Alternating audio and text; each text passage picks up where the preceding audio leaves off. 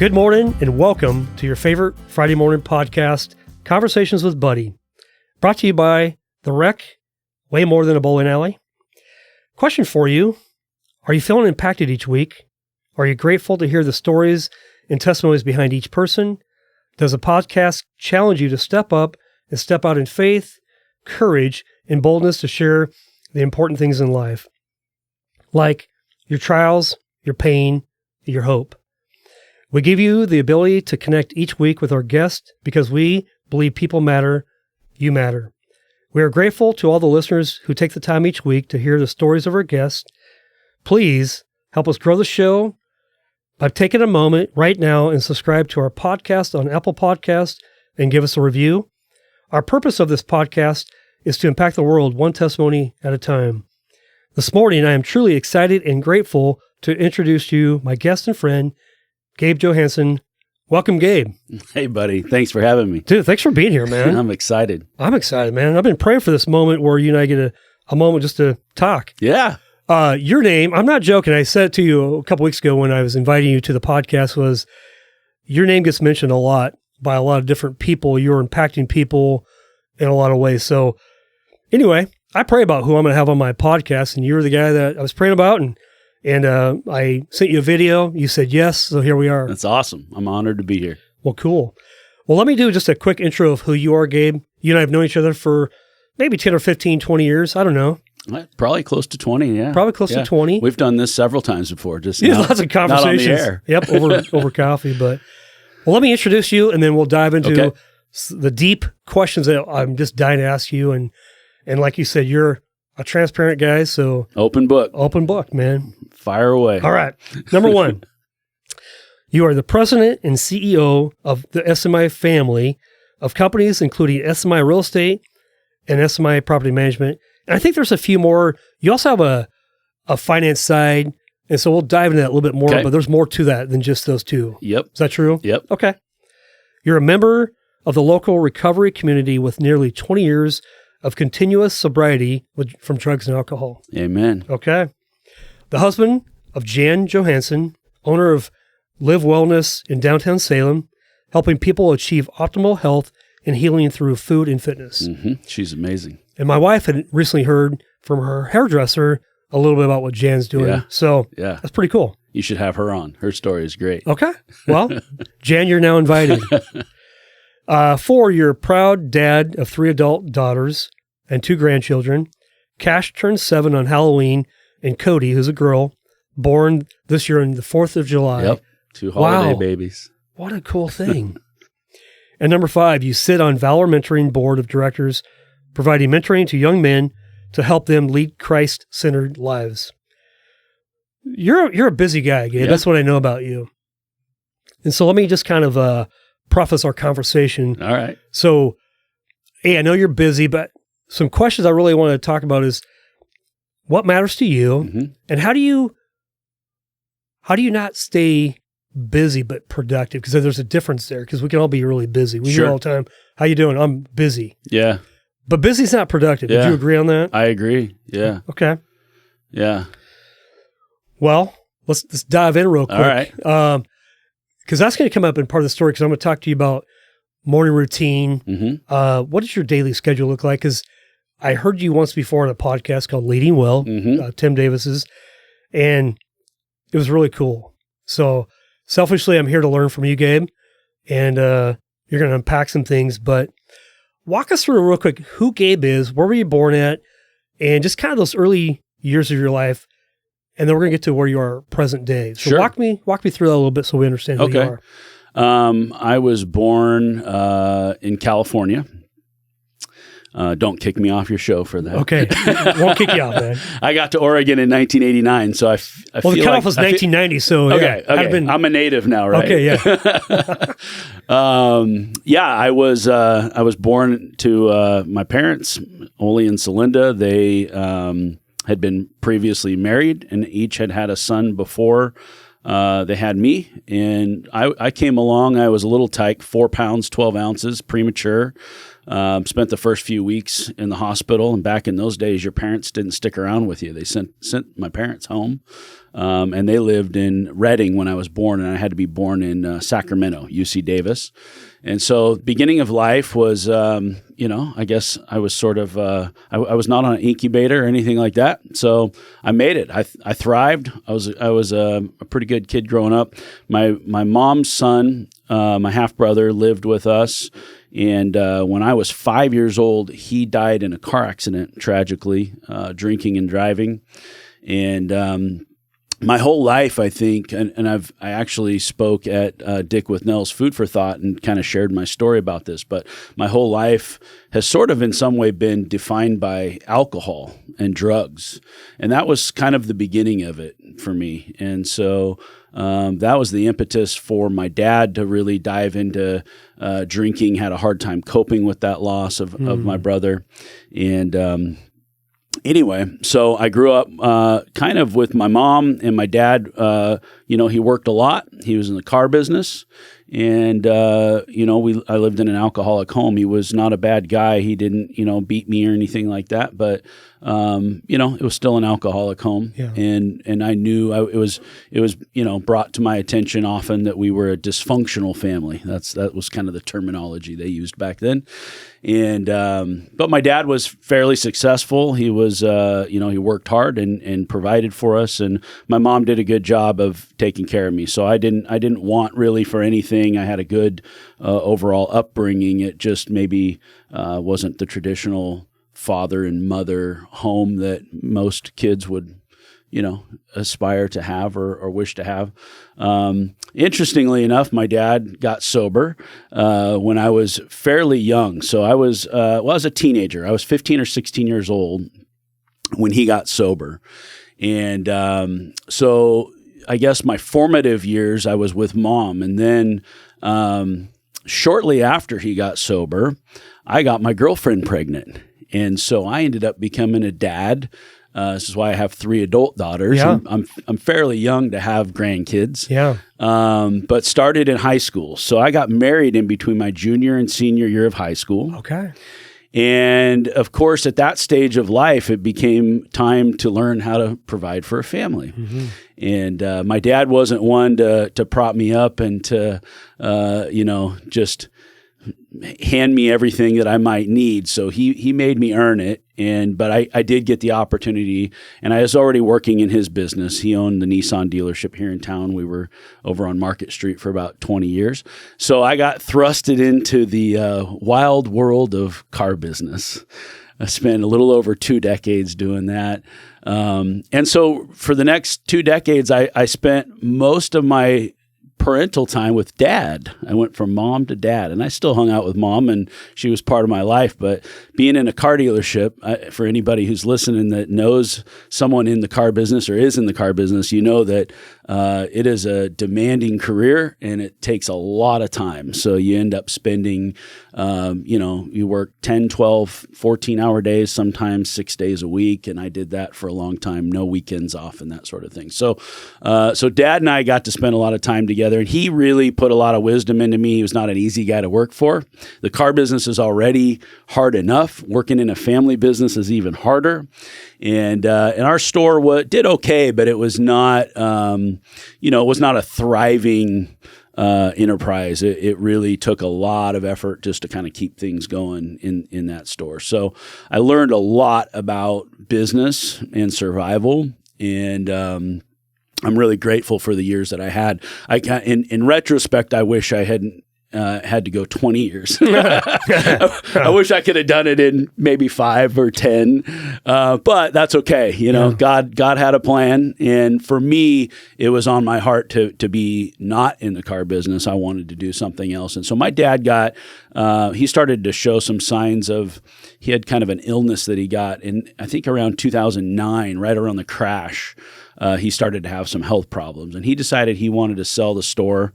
He was really concerned about me and what I was going to do, and I told him I was concerned about him, and so we kind of did this back and forth. No, I'm worried about you. No, I'm worried about you, and he decided that it was time to sell, and so we sold the dealership, and it was really a blessing.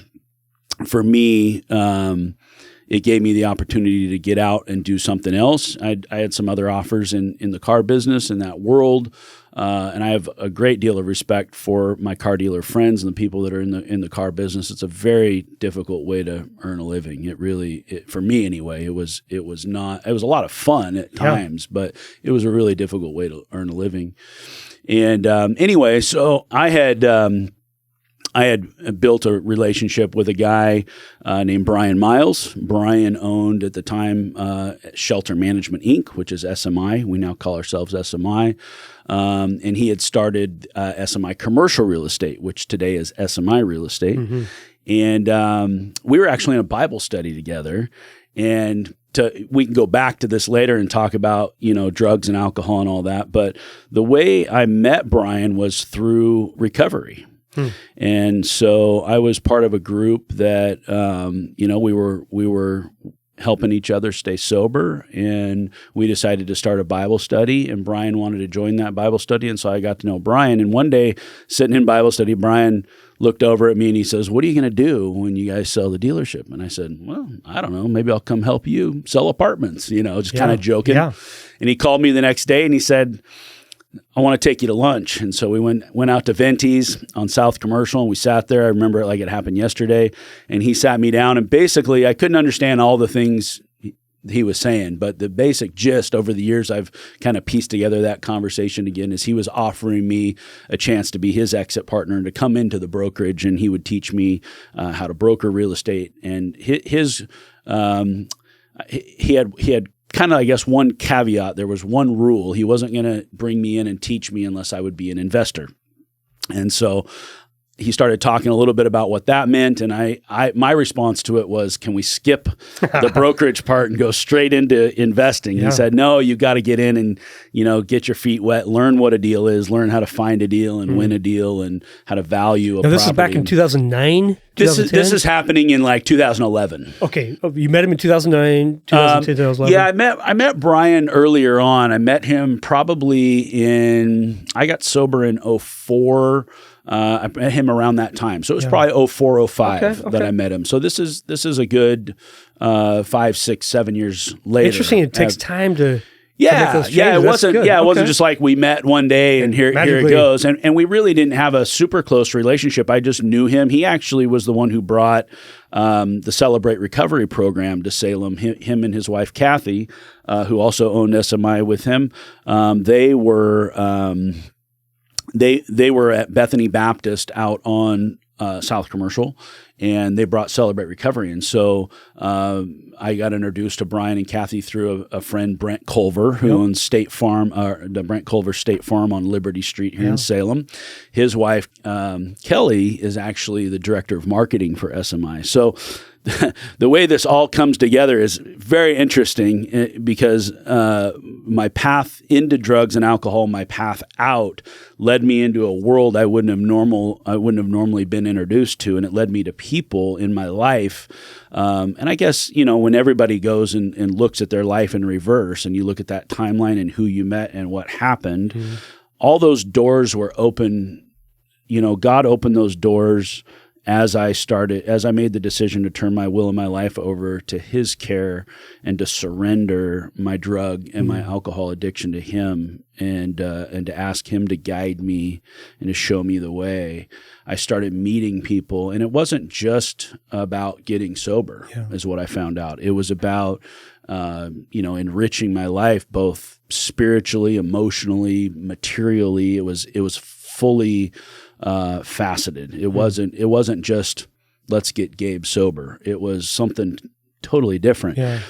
And I think about that sometimes because I wonder, if I had never been addicted to drugs and alcohol, what would have happened? I wouldn't have met these people. Well, maybe I end up in a similar spot doing, in a different way or whatever. Who knows what the outcome is? But everything in my life today that I enjoy having is all because of that decision that I made to give up and to stop running the show and to let God take control of my life, especially when it comes to addiction. Yeah. And I don't know that I would have ever got to that point in life if I hadn't hit a bottom in with drugs and alcohol. Yeah. And just to your point, if somebody were to meet you today and they go, "Hey, I met Gabe," and so the word on the street is Gabe's a pretty cool dude, right? That's what I hear all the time, and I can vouch that you're a cool dude. And but there's a history, but if somebody's meeting you for the first time, they might say, "Gabe's successful. He's got a great marriage. He's got grandkids. Life has been just perfectly. It's been perfect for Gabe." And knowing the backstory that we all have a story, I want people to really get that success is built on failure, because without failure, there's no thing called success. Mm-hmm. And so I think what you're really bringing to light is life hasn't been perfect for you, Gabe. Not even close. And then those moments, like you took us back to a conversation you had with Brian at Vinties. You have the name, the date, the location. Was that a pivotal moment in your life? It was. Okay. Yeah, absolutely it was. Yeah, and to go to your point about failure, I feel like almost everything I've ever done in life, I've failed. I've had 2 failed marriages. I don't feel like my car career was entirely successful. I mean, I feel like that was a partial failure. I've started other businesses that failed. I think for every success I have at least 9 failures. And some of my failures are like catastrophic. Oh. They're not little oops, to get married in high school, just to start out and have a baby in high school. I mean, we had 2 by the time we were 19 years old. And so like it sets your life out on a whole new course. I mean, those are not and I'm not going to say my kids are a mistake, but it probably wasn't the wisest decision to be having children while I was in high school and early in college. So that, to kind of talk a little bit about, where that first failure came from with drugs and alcohol is I went through a divorce pretty young. So now I've got 2 kids. I'm 19 years old. It just took a couple more years. I'm like 21, 22 years old. Mm-hmm. And I'm going through a divorce, and it just rocked my world. Mm-hmm. I mean, it just sent me into a spiral. And part of it was, everybody, when they get married, they say, this is it. I'm never going to get divorced. As a kid, you may say, I'm never going to smoke. I'm never going to drink. I'm never going to get a divorce. I'm never going to do these things. Right. Yeah. And so I was like that. I wanted to have all successes. I didn't want to have a lot of failure. Mm-hmm. And, so to have that first marriage fail was definitely, that was a life-changing moment for me. I felt like a couple of things. I felt like 1, I had really failed. 2, now I have these kids and I'm really attached to my kids. I want to be a good dad. And how do you manage that in a split home? And I'm still very young. And now, of course, divorce can be financially catastrophic. Mm-hmm. So now I've got child support, alimony, and all these things. It was not a great way to start my young adult life. The other part of it is I really felt like I had missed out. I was a good kid. I got good grades. I graduated. I went to school. I was in college for a couple of years. I got good grades in college. Overall, I was not really a troublemaker. I was a pretty good kid. My parents thought I was not much trouble to them. They never knew I was doing anything I shouldn't be doing until I came home and told them there was a grandbaby on the way, which that was a pivotal moment also. Yeah. But going back to the first failed marriage, I really felt like maybe I had messed up. I had missed out on these college years, and my friends were out partying and, dating and having this sort of beginning to their adult lives where they were experiencing things that I didn't experience because I was going to work every day and working hard to support a family. And so I, at that point, sort of reinvented myself, and I decided, well, I really screwed up. I need to go back and fix this. I need to, FOMO. I missed out. Like I got to go back and I got to hurry up. I got to go make up for everything that I missed out on. And so I just reinvented myself as a wild man. And, I was a happy drunk and I was a party animal. People loved being around me. And I was doing all the things that, I was drawing a crowd. People wanted to follow me around. I was picking up the tab, and it was exciting. But that's some new friends. yeah, lots of new friends. Yeah.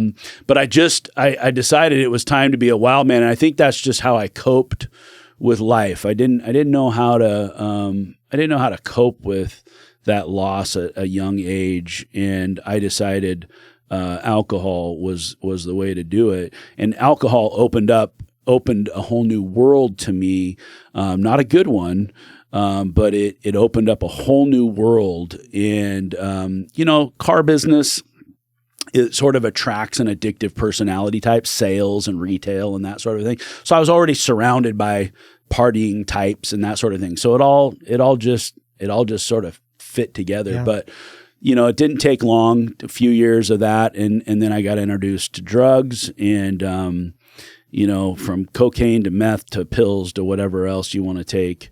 I just sort of went into a downward spiral. My active using years were only from about age 20, 21 to 28 when I got sober. Okay. I only went for about 7 or 8 years. And when I got to 28, I was convinced I was going to die. I felt in my heart of hearts that I was not going to live to see 30. And, nobody was stopping me. Yeah. I didn't have an intervention. I didn't get put in rehab. I didn't get arrested. I had plenty of opportunities for all the above.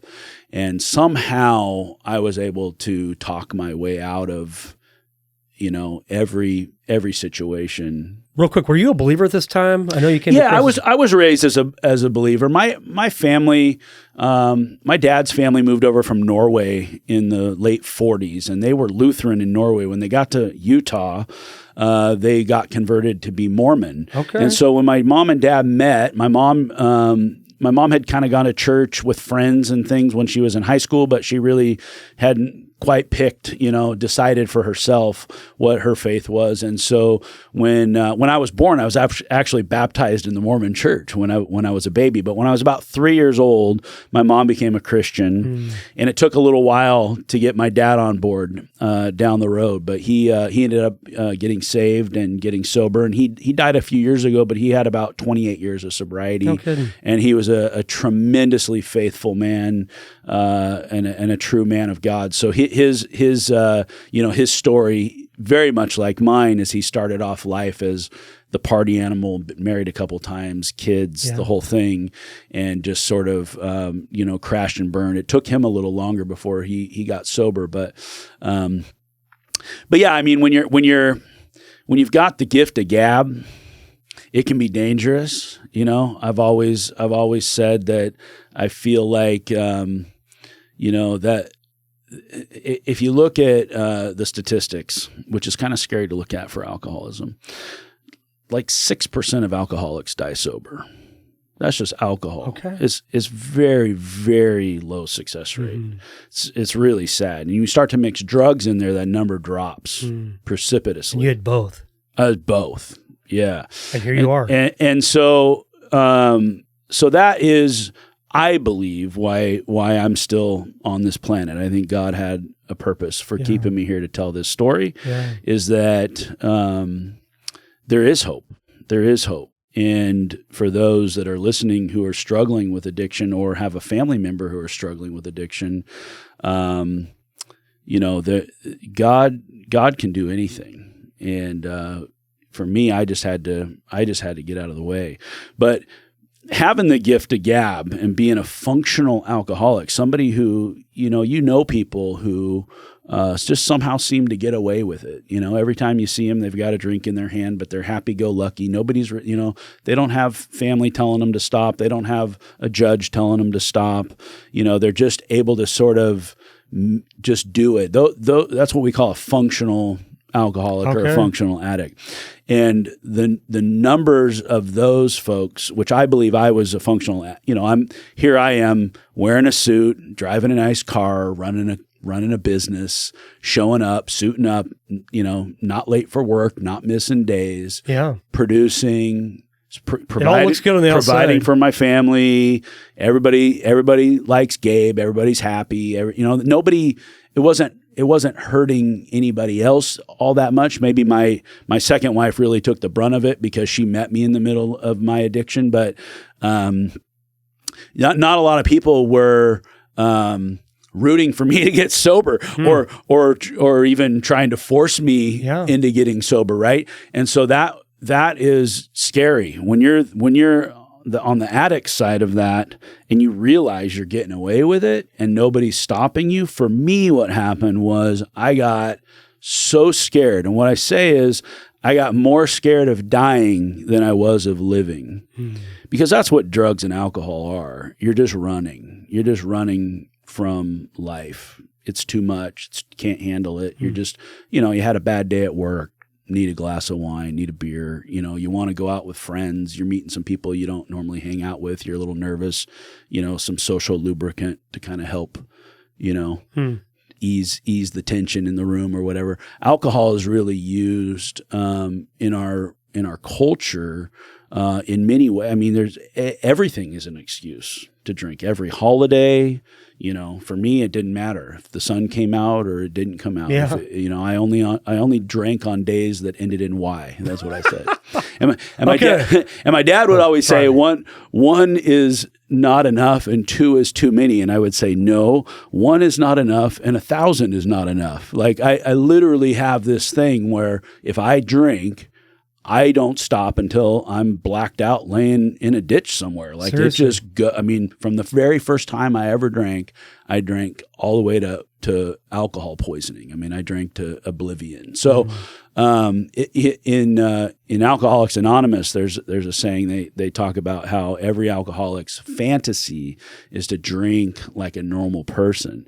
And for me, that is not true. I've never once in my life wanted to drink like a normal person. If you said, somebody asked me once to describe what I thought hell was. I said, offer me one beer every day for the rest of my life. I have to drink one beer every day. Oh, that would be hell. You drink because you get it in your system and the obsession kicks in and all you can think about is where's the next one going to come from? It just doesn't stop. I mean, it truly is an insidious disease and it's mental illness, it's spiritual bankruptcy, it's a physical addiction. I mean, it just is probably the only disease known to man that just affects every part of your being. And I'm not here to tell everybody to stop drinking.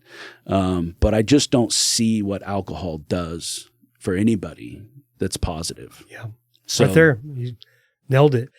Well, as you think where you're at today, Gabe, so I look at you as a very successful guy. I literally do. Like, I look at you and I don't know any of that past. Yeah, I think we all have a history. I don't think about it. You probably do. You think about it, which helps you get your true north on Christ, because that's the only answer we have. So as you fast forward, we'll talk about marriage. We're going to talk about business, but I want to talk about morning routine. Like, what does a day look like for you? Sure. And then the question that I keep asking people is, hey, I'm on this guy named Gabe on my show, and he's the apartment broker. That's what you're known as, but you're more than just that. But how do people get started in real estate? So that'll come later, but Talk to me about like your daily schedule, your morning routine. What's important to you and Jan, and how do you live authentically? Well, I'm gonna give away a couple secrets. Man, I'm listening. I'm taking notes here.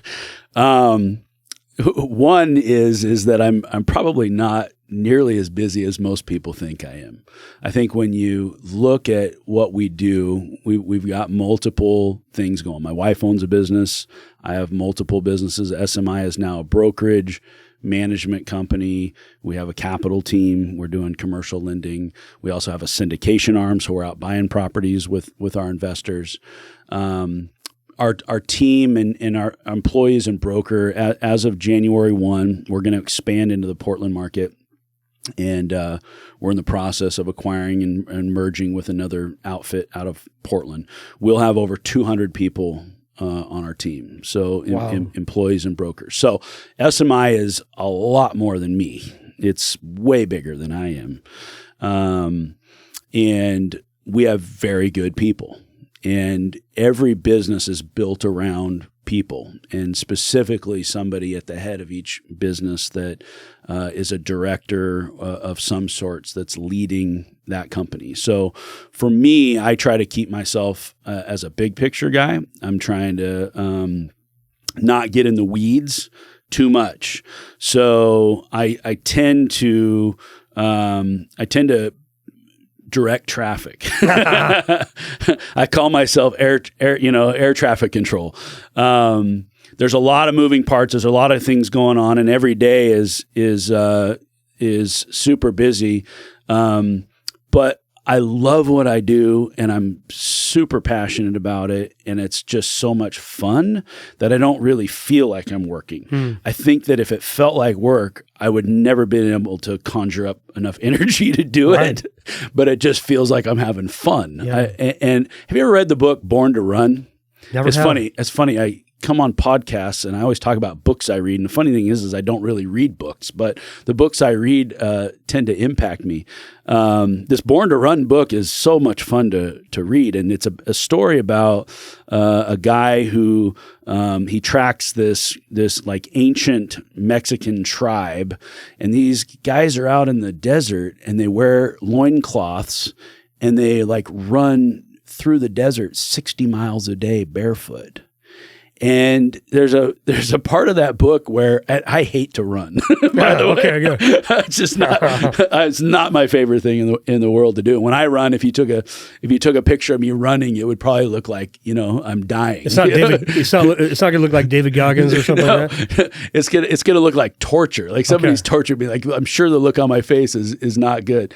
But they make a note about these guys that when they see them running, I mean, they'll be on mile 30 or 40 and they're running and they'll see him coming around a corner and they've just got a big smile on their face. Wow. And they're just Born to Run. They're just super happy. And so I imagine for me, when it comes to productivity and my work life, I feel like for me, I'm just smiling all day. Things are going wrong all the time. I mean, I've set my phone down right now. I guarantee you there's 10 things that have gone wrong since we started. Okay. So there's always things that are going wrong, but that gives me an opportunity to help problem solve. And I just really love it in the wins and the losses and all the above. So my day is pretty, I guess it's pretty full. I try to manage most of my life through email if I can. I spend a lot of time with folks in person, so I meet with my staff. We'll have, each day of the week sort of has a theme to it. And so one day may be for my brokers, one day may be for my property managers, one day may be for my partners on projects that we're doing or something like that. Or maybe not the whole day, but there's a meeting there. And I try to do those meetings in person. Everything else that's going on, I try to manage through email. And without email, my life it wouldn't work at all. There's no way that I would be able to manage what I manage through email. So I wake up. I'm a fairly early riser. I mean, right now the time just changed, so it's easy to get up at 5 a.m, but I'm probably more like a 6 a.m. kind of a guy. Okay. And I typically don't hop right out of bed. One of my goals in life is to not have to wake up to an alarm. I think it's one of the things people hate most about having to work is that feeling of, the alarm. Hate that noise, man. Oh my gosh, I don't want to get up. So I don't wake up to an alarm, typically. We do a very early Bible study on Wednesday mornings, and I usually have to set an alarm for that. But the rest of the week, I really don't set an alarm. When I first wake up, I usually read. And it depends on where I'm at in life and what I'm reading. I can tell you this. I just thought of this the other day. There was a couple of different years where I did the thing on your phone where I have the Bible app on my phone. And, you think reading the Bible, you look at a Bible, it's like thousands of pages. Yeah. How could I ever read that? But if you pull up this app, it has a thing on there and it sets you up for like 15, 20 minutes a day. You read. Yeah. And after not even quite a year, you've read the whole Bible. And I've done that a couple of times. And when I start my day like that, I've had the best years of my life. Okay. best years. Now, I don't do that all the time. I'm not doing it right at this moment. I should be. It's a reminder to myself to do it. But I usually wake up and kind of get a grip on, where the world is at, the world of finance, what's the Fed going to do? What are interest rates doing? What's real estate doing? What are my brokers doing? I start getting emails from my team usually at about 5:30 or 6 in the morning. Wow. And so while I'm in bed, one of the great things about smartphones is I don't have to get up and go sit in an office to send emails. So I start firing off emails and answering emails and doing things usually right when I wake up. So I don't really need coffee. When I get up in the morning, I am hardwired. It's as I get a little older, that's changing a bit. But typically in my past, I jump up and I'm ready to go. Doesn't mean that I'm going to sit there and work the whole time. I'll do whatever. But I typically make it kind of a slow roll. It might be an hour that I'm in bed doing what I'm doing. Not good for your eyes, by the way, to sit there and stare at your phone in the dark.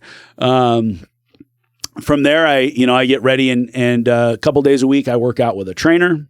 One other day we do our Bible study. Another day I do an AA meeting. Mm-hmm. I'm typically up and out of the house in the morning fairly early for my first whatever it is I'm going to be doing. And I'm not ready for the day yet. I've done a little bit of work. I'm going to zip out. I'm going to do a workout. I'm going to do a Bible study. I'm going to do whatever I'm doing. And then I come home and then I start to get ready. And usually while I'm getting ready, I'm working. And so by then the phone's ringing. A lot of my phone calls are me. I'm standing in the bathroom naked trying to get ready and I'm on the phone or I'm sending an email or I'm sending a text or whatever. So the day is already going, but I'm not at the office yet. Yeah. And so I like that. I don't mind working as long as I can work wherever I want. Wherever you want to be, yeah. I 20 years in cars, I sat at that car dealership, 2908 Market Street. And 20 years of my life, I sat there and I felt like I was a goldfish in a fishbowl. Yeah. Like I couldn't leave. And everybody else could come and go and see me when they wanted to see me, but I could never get out of that fishbowl. And so one of my goals in getting out of the car business was to be I'm okay with working all the time. I just don't want to be stuck in a building where I feel like I can't leave. It was like a prison sentence. So, typically by then I'm off to a meeting, either with my team or with somebody else. And I try, my wife's a nutritionist. We talked about Jan a little bit. So when I can, I try to come home for lunch, and oftentimes I'm in lunch meetings and stuff, which is fine. And then, every day is a little different for me. I've got, there's a lot of moving parts, and I just kind of go wherever I'm needed. And I try to wrap my day up. I try to be home by 5 or 6 in the evening. Oftentimes I'll still keep working until 7 or 8 o'clock at night from home. Yeah. There are some days where I try to just work from home because quite honestly, I get more done when I'm at home. I know some folks are distracted by kids or dogs or whatever else is happening in the house, and maybe there's work to do around the house, and you sort of think like, I can't really stay focused. For me, that's not the case. For me, if I want to get focused if I really need to get something done, I almost have to hide out at the house, because if I have a couple of different offices. If I go there, I'm going to be bombarded. Yeah. Which I like. I like being around our staff and doing the things that they need me to be doing. But if I really need to focus on something, I'll stay at home. So I don't know. I don't think it's rocket science. I don't know if that helps anybody, but I think I will say there's a couple of things that have been impactful in my life, and that is, there was a military guy. I think he was a general or something, who talked about how the first thing you do when you wake up is you make your bed.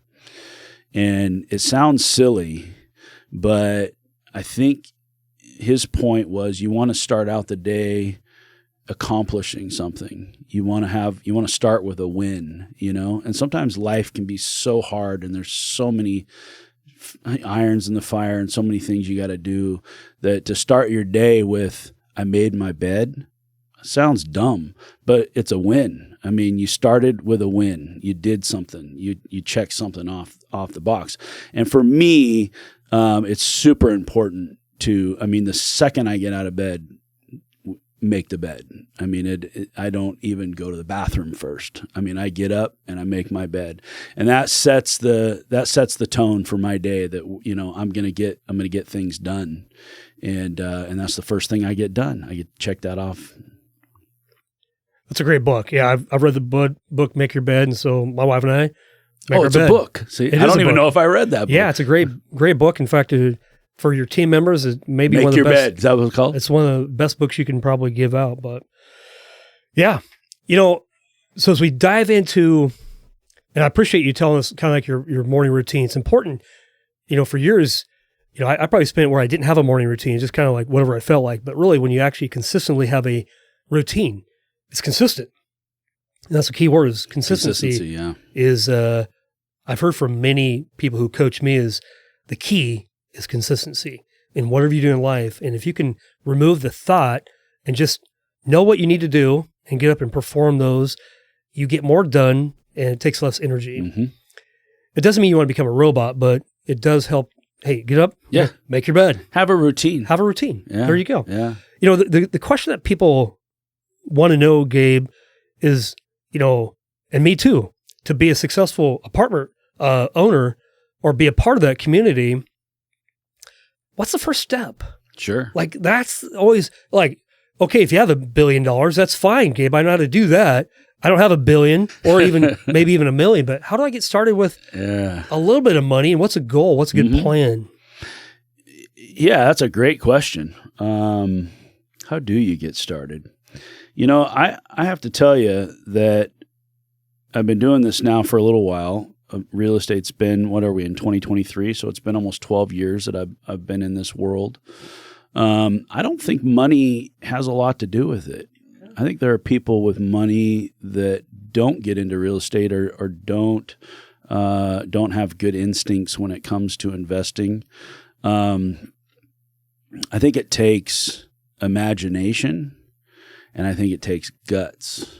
And I think that a lot of folks want to be successful, or they want to get into real estate, and they just don't have the guts. And what is that? Why don't you have the guts? Is it fear? Fear of what? Fear that I'm going to fail? Well, maybe you will. You probably will. Hopefully you will. Yeah. You need to fail. Yeah. Try not to fail as bad as I failed. Or me.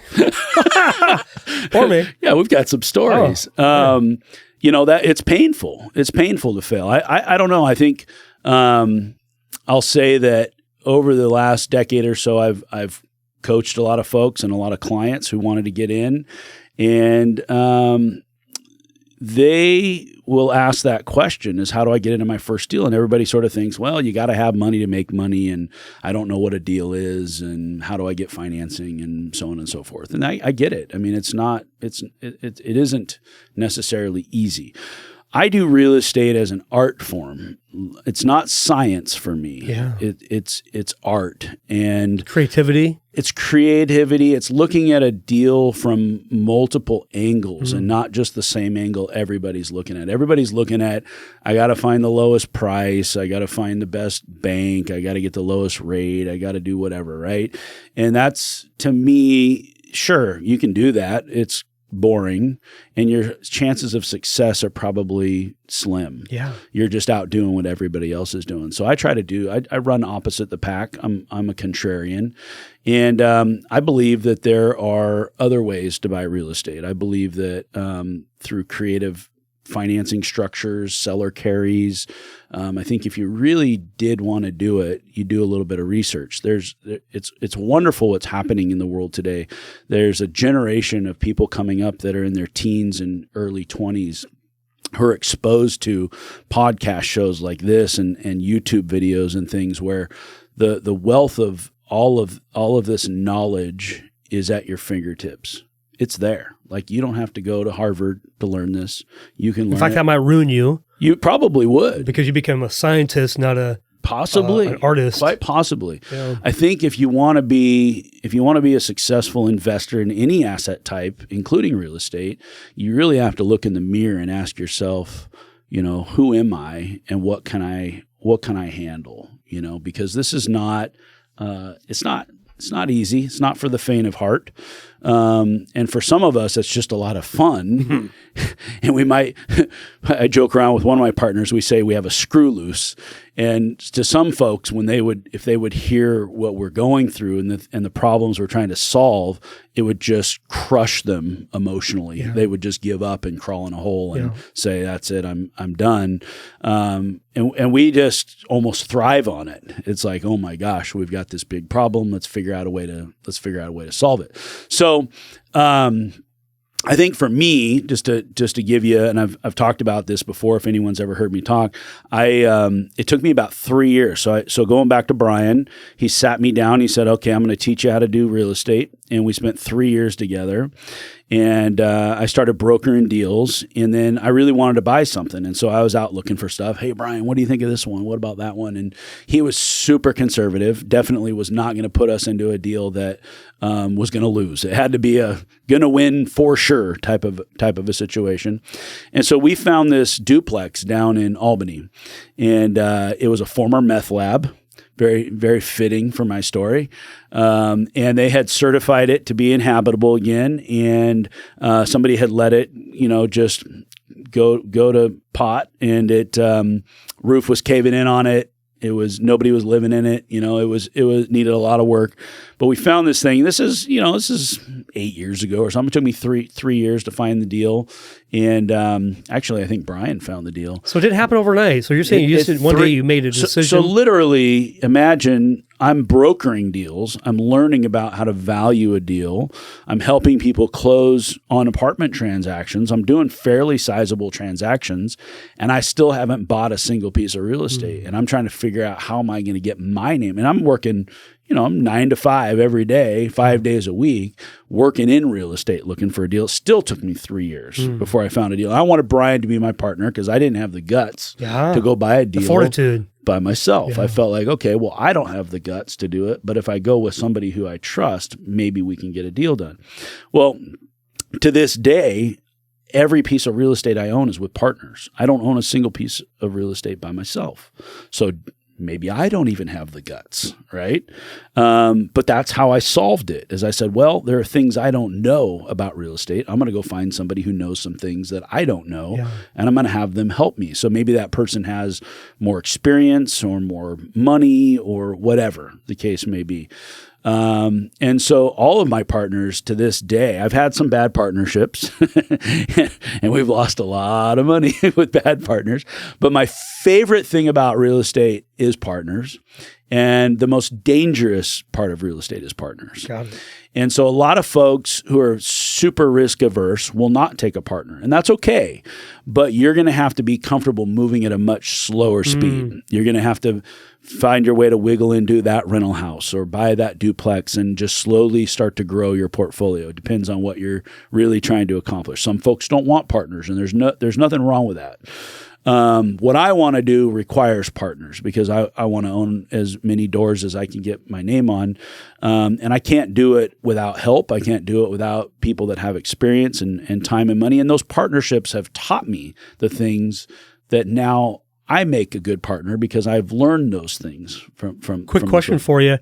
So how many total partners do you think you have, and how many doors do you own with those partners, if you had to guess? I'm pretty sure you probably know, but I don't. Roughly. Okay. The portfolio is roughly 1,000 doors. Okay.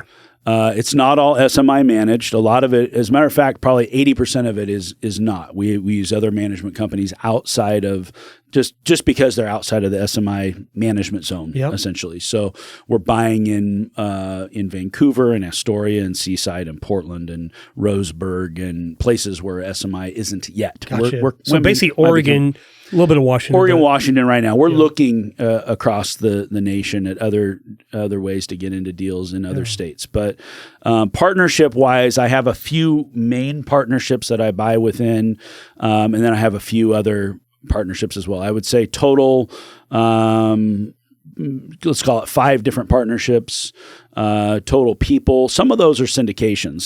So there's a couple, like the SMI fund is a syndication. So we bring in investors, and that's probably not what you're asking in terms of partners, but I deal on a regular basis with at least a handful of partners. And you're open to more partners if there's a deal that's to be done? Of course. Okay. Of course. 100%. Yeah. I mean, I think it's really important coming into a deal to figure out what the partner brings and why you're partnering. And it's important to know exit strategy and why we're buying it, how long we're going to hold it, what our goals are, who's going to be doing what. And really where a partnership gets in trouble is when you do a deal and then, it goes sideways and now somebody's got to write a check. And one partner can write a check, the other partner can't write a check, and then everything just it all falls apart. So I think that one piece of advice would be, make sure you're not partnering with folks that can't write a check. Find people that maybe the deal size is important. Maybe you guys should be out buying a 4-plex instead of a 20 unit because if things go south. Are you still dabbling in the residential, the 1 to 4 unit, or are you really 5 and? Or your apartment only is it both? Is it yes and? So we have a saying, it's buy all of the real estate. And it doesn't mean that one of the things that separates the SMI brokerage from other brokerages is that I really, I promote an investor mindset. I want our brokers to own real estate. I want our clients to own real estate. I want to own more real estate. I want everybody to own more real estate. I believe that real estate is the greatest wealth creation tool in the history of man. I believe that I have sort of found a formula that works, and I don't feel like God put me here to keep that to myself. I feel like I should share it. And so I share that with our brokers. We share it with our clients. Sometimes we partner with our clients. We're very open about the things that we're doing. But I feel, they're some of my competitors and, they're my colleagues. We're friendly competitors, but we share a different view because they feel like if their brokers are out buying real estate, they're competing with the clientele and they shouldn't be doing that. They should put their head down, do deals, make fees, whatever. I feel like that's not right. To me, there's something doesn't sit with me well with that. I feel like here you have these folks that are real estate professionals and they need to own real estate. They don't need to buy every deal, and we can't buy every deal, but we need to own real estate. Like why are we doing this? It's like a residential real estate agent who sells real estate but doesn't own their own home. I can remember literally 25 years ago, I was working with a real estate agent who had never bought her own home. And so I'm like, how do you sell real estate in without owning it yourself? Do you not believe in it? What is that? And I think it does affect the way you do business. Well, it comes back to the guts thing a little bit. I mean, it takes guts to buy. And hopefully, I can show our clients and my brokers that it's okay to buy something. It's okay to make a mistake. It's okay to do a deal that's not the right deal. There's ways to get out. There are options, but we all need to own more real estate. I mean, everybody needs to own real estate. You need and whether that's a house or a duplex or you're trying to build a portfolio of thousands of doors, it doesn't really matter. You need to own something because you need to have assets. And the way the world is going, I won't go too far down the rabbit hole of the way they manipulate our money supply. But, we talk about the Fed all the time now. Are they going to raise the rate, lower the rate, quantitative easing, quantitative tightening, blah, blah, blah. All that really means is they're manipulating the system. In which direction are they manipulating the system, right? So right now they're pulling their chips off the table. They're sucking liquidity out of the market. They're just they're playing the game. But the thing that we don't talk a lot about, which is interesting to me, is money supply. And my mentor today is a partner of mine. He's very successful. He owns about $500 million in assets. I've helped him acquire a lot of those. He's been my number one client, became a really close friend, and now he's a mentor, and now we own a sizable portfolio together. And he's the one that brought this to my attention when we first met. He was talking about hyperinflation, money creation, things that nobody talks about. And so in the beginning, I was like, I don't care. I just want to sell you something and make a real estate fee. Like, tell me what a deal is so I can get paid, right? And then over time, he started telling me what was going to happen next in the market and how it was going to change the values and what they were going to do to sort of manipulate the asset values and things. And everything he told me was going to happen, happened. and when you stack up a few of those and you go, okay, this guy is onto something. I call him the Willy Wonka of real estate. So when you first talk to him, you'd wonder like, is this guy right or is he cuckoo? You know, like, I mean, you have to sort of make that decision. Yeah. But then you listen to him more and you start to realize that he's onto something, and he sounds a little cuckoo because nobody else is talking like this, but there's something very real going on there. And he pointed my interest into watching how much money they print. And it's amazing. Since COVID, 40% of all dollars ever printed in all time have been printed since COVID. Lovely. Now, they're pulling their chips off the table right now. They've reduced that money supply by about 5%. But 40%. So you remember at the beginning of COVID, people are calling me left and right going, Gabe, what's going to happen? You know, are there going to be a bunch of deals? Are prices going to go down? Are we going to be able to go out and, you know, I mean, the phone's ringing off the hook. You know, it's like we're shutting down. We're like, don't leave your house. Like, this isn't that first 3 weeks where we're all sitting at home going, oh my gosh, like, is the world coming to an end or what's happening? And I literally, my phone is ringing constantly with people going, what's going to happen next? What's going to happen next? What's going to happen next? And as we watched that unfold, you know, we saw rents start to go up. We saw values start to go up. And, you know, everybody's going, man, it just went up 5% or it just went up 10%. And I said, no, it's going to go up 40%. Well, how do you know? Well, they just printed 40% more money. Magic. So it's not that the buildings went up in value. It's that the purchasing power of your dollar dropped in value. And inflation's really weird because a dollar will buy a can of Coke at a different inflation rate than it will buy a building or a computer or a car or a college education. Like, everything is sort of manipulated on its own level based on government subsidies or, you know, whatever else that they're using. So, but in the end, the way that it all shakes out is that now you have more money in the system and it's chasing hard assets. So you could be in stocks or bonds or Bitcoin or whatever. I mean, I don't do those other asset types because I don't understand them. I study them. I'm interested in them, but I don't get it. I don't understand what makes them move. I understand what makes real estate move, and I understand how to control the values and how to push appreciation into buildings and be a better operator and that sort of thing. So you can feel it, you can touch it, you can smell it, for better or worse, and it's just real, tangible. And so the way that they manipulate the money supply, inflation is really it's like a hidden tax. It's a really damaging thing on the citizens of this country, and they do it on purpose.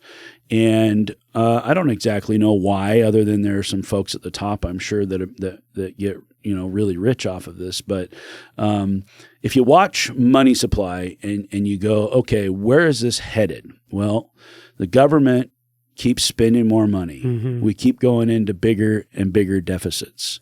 When we go into those deficits, what do we have to do? Well, you or I, if we go into a deficit, we go home and say, honey, what are we going to do? We spent all our money and now we can't make the house payment. Well, we've got to figure out how to rectify that and get our budget in line. The government doesn't really have to do that. They can print money.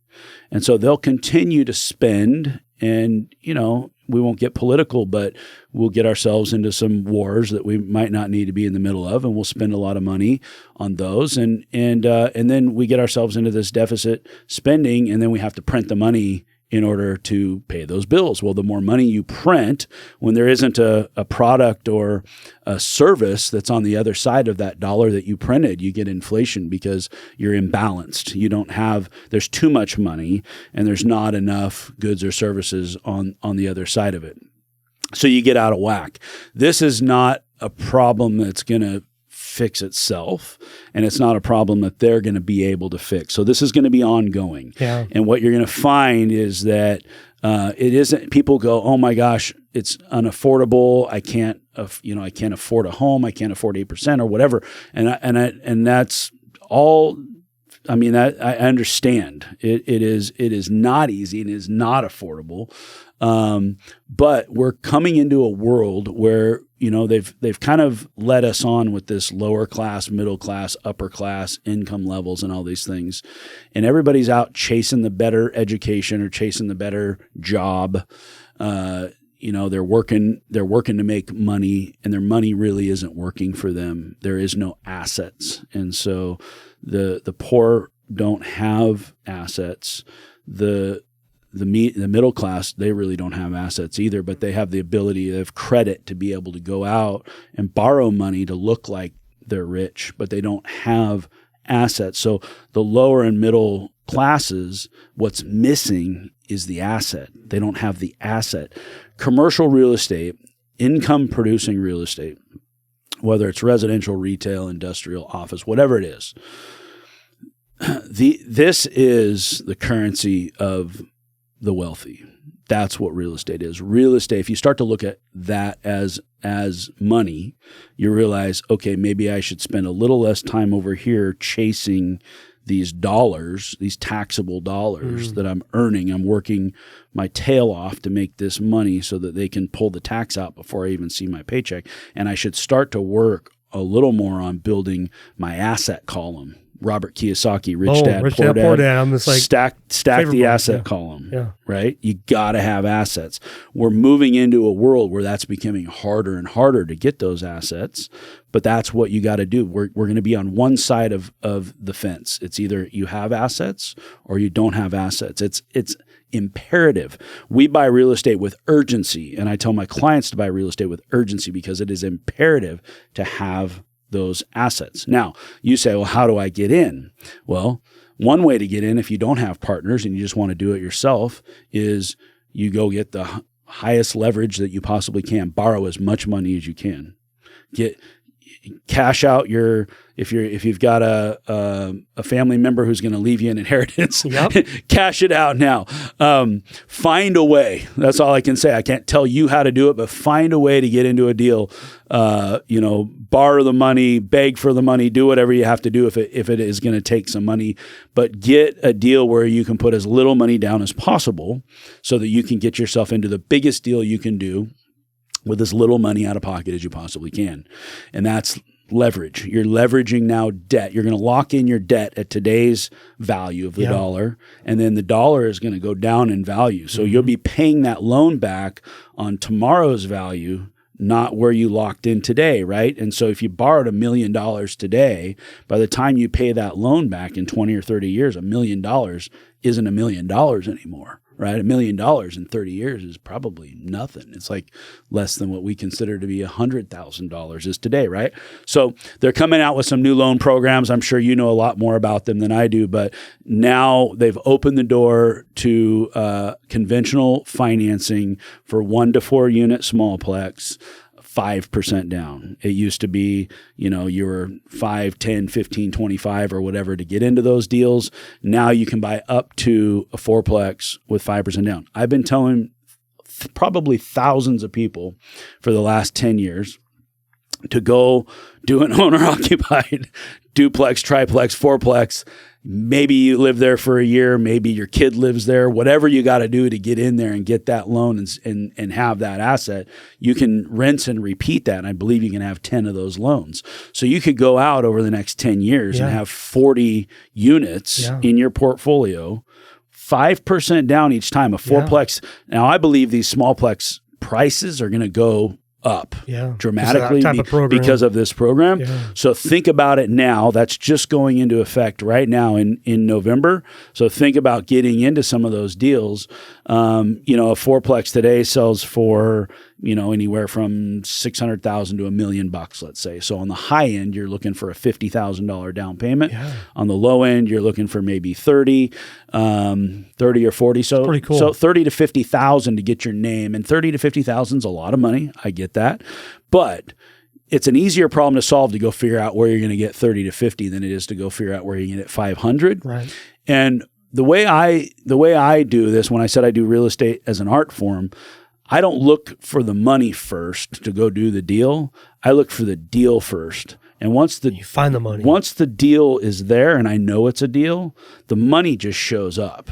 The money's there. Yeah. There's plenty of money. This is a abundance mindset. Yeah. Okay. Most people think in scarcity mindset. Right.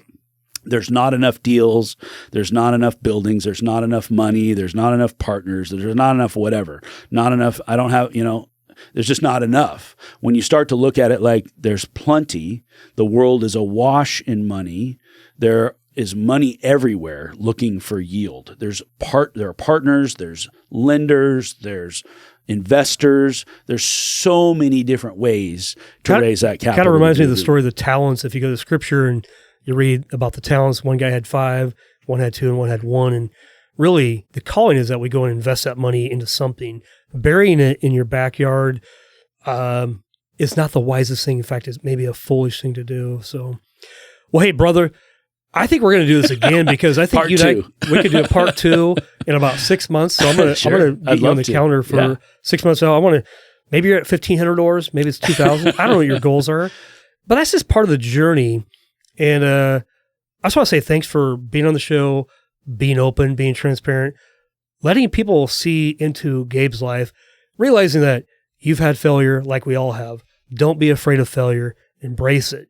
And success does come. And success is not just a monetary thing. It's, hey, how do you treat your wife when you go on vacation? You have grandkids and it's changed your life, I'll bet. Mm-hmm. So we're going to wrap up this podcast. Gabe, just if people want to reach out to you and just say, hey, Gabe, I need to hear more. I want to learn real estate. I want to invest in what you're doing. What's the best way for them to call you, get a hold of you? What do you like? Email. Email. What's your email, brother? It's easy. It's Gabe, Gabe, at smire.com. Dude, I love it. Simple. And I love that. Yeah. And I love to grab coffee. Don't be afraid to reach out. You want to talk more about real estate or recovery or anything else. I love to sit down and I will say block out at least 90 minutes because I don't do 30 and 60 minute meetings. I love it. We're going to spend a little time together. That's fantastic. Well, thanks for being a part of our show. Thank you, buddy.